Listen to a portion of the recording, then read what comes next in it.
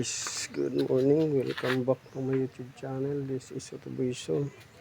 So mayroon tayong gagawin ngayon. Top overhaul lang to. Palit ng bore kit dahil maingay. So Suzuki Rider. Suzuki Rider. Carb type 150. So ito yung ginagawa natin. So dapat kanina pa ito nabaklas. Ang problema, sobrang tigas ng bolt sa exhaust pipe nya. Ngayon naputol pa sa sobrang tagal na, sobrang kalumaan. So ang ginawa natin, winilding na lang natin dahil napakahirap bunutin. So yan, ito yung mga tinanggal natin, tools. So ito yun naman yung welding natin na ginamit. So putol, ano, naiwan, sobrang tagal na, putol na siya. Marupok na rin tong exhaust pipe nya, oh. So palitin na rin yan, hindi na kayang ewan ko kung kaya pa yung pinturahan. So yan yung problema nya, kaya tumagal tayo. Ngayon natanggal na natin yung mga camshaft. Ito tatanggalin natin yung head. Ang problema, natagalan tayo dito sa pagbunot. Kung ano-ano na lang diskarte ginawa natin. Ito tanggal. So nakailang build up tayo dyan. Ang tigas talaga. Winilding pa natin ng ilang beses bolt para kumalas. So ngayon tuloy natin pagkalas nito, guys.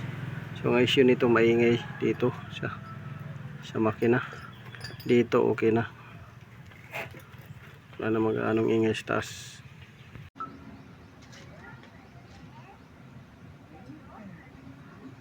So ito, guys, nabuksan na natin. Ayan, yan yung bore nya. So grabe, yan, namumula, nag-overheat yata to. Yan. So nakaranas na to ng overheat dahil naubusan ng langis. Yan, oh.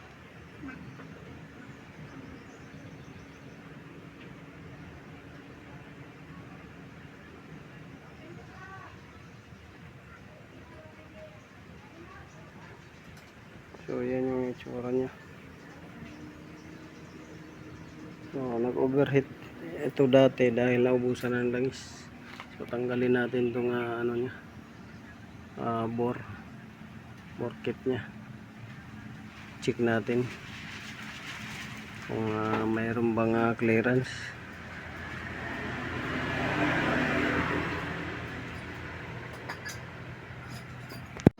So ito, guys,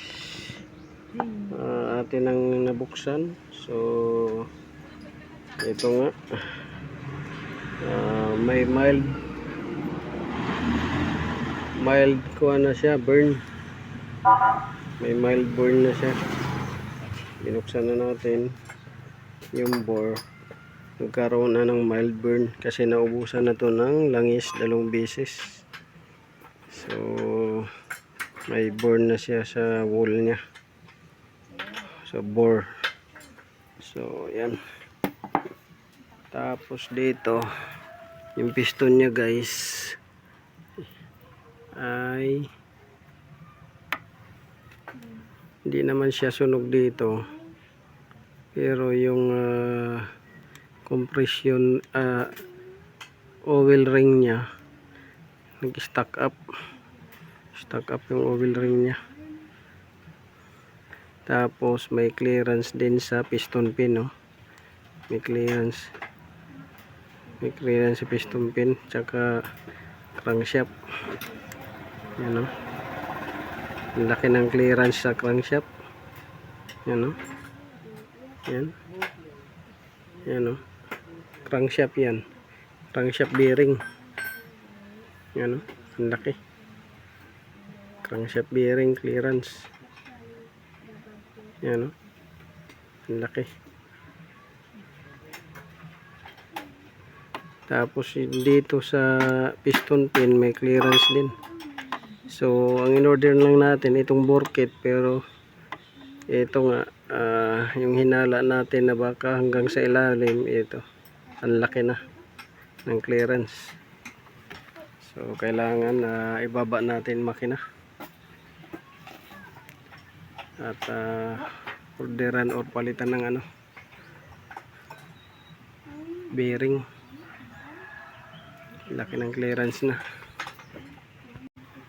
Yan, oh, kahit na dandanin ko, ang laki talaga, oh. Ang laki ng clearance. Yan, oh. So palit ng, malamang may tama na rin to kasi nga dumaan to ng pagka tuyo ng langis. 2 beses na tuyuan to ng langis. So malamang sa malamang malaki na yung clearance nito. At may kain na to sa crankshaft. So papa-orderan lang natin ulit sa customer para ma-fix. Baba lang to makina kasi useless kung ito lang papalitan natin. Na ito sunog to, palitin talaga pati piston. Pero yung bearing sa ilalim, yun yung problema. So yan, sundan nyo lang guys yung video sa susunod sa part 2.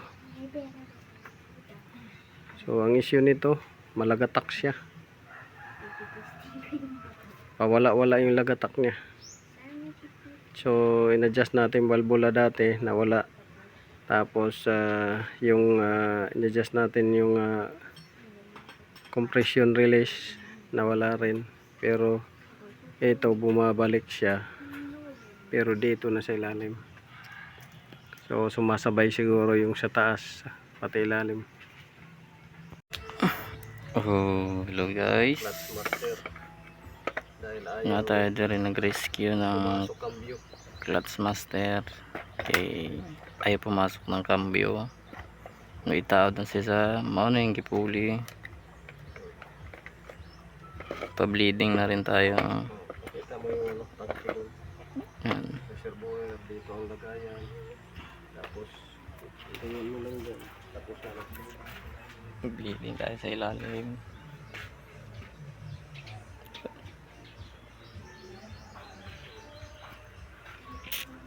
Tapos yun, pakita mo yung ilalim. Dito din rin. Kita mo yung tapat ng nagbasa. Hanggang lang.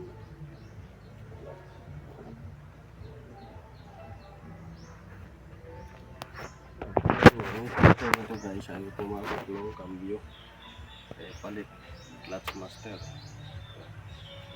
Guys, yung gagawin natin, dahil ayaw gumana yung speedometer, tatanggalin natin yung speedometer. Saka RPM ayusin natin, saka radio. So tapos na tayo sa clutch master. Okay na yung clutch dito. Yan, okay na. Masok na. Ang kasunod natin itong speedometer. So tatanggalin natin yung so ito, kita natin na putol na guys yung kable. Umiikot-ikot no. Makyat na nga dito yung langis. Makyat na yung langis guys. So yun yung gagawin natin. Papalitan natin. So may bago doon. Pakita mo yung bago doon sa tricycle.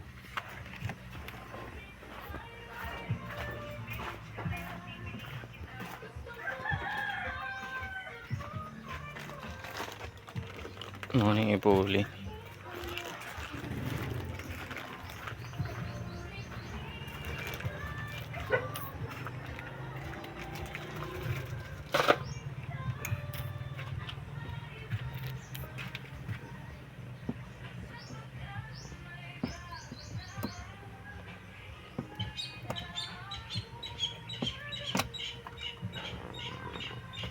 ito yung lagayan ng speedometer.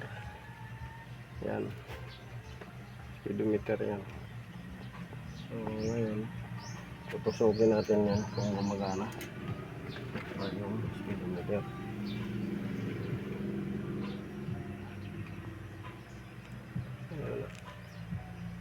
Oh, gumagana naman siya. So ang sira nito ang kable ang sira. Okay. Palitan natin.